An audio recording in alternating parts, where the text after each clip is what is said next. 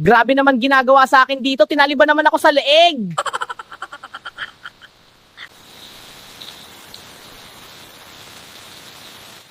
Walang hustisya, di man ako lagyan ng bubong. Para naman di ako lamigin. Boy, balita sa'yo dyan, kaya pa ba ng katawan mo? Kaya pa naman. Sige, sasamahan muna kita dito para di ka nag-iisa.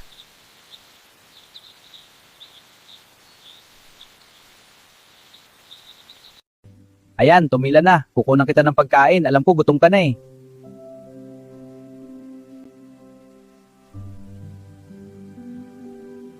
Salamat ha, lagi mo na lang akong tinutulungan. Wala yun. Nakatali ka kasi kaya di mo kaya humanap ng sarili mo.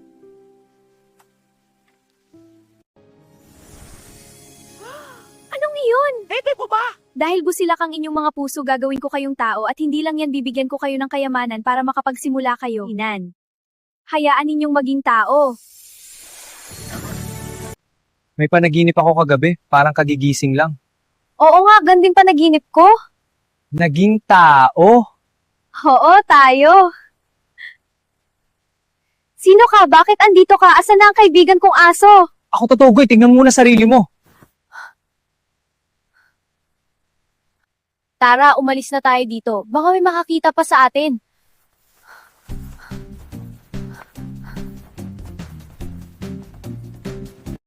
Dapat hindi na tayo ganito lumakad, mga tao na tayo ngayon. Oo nga, no?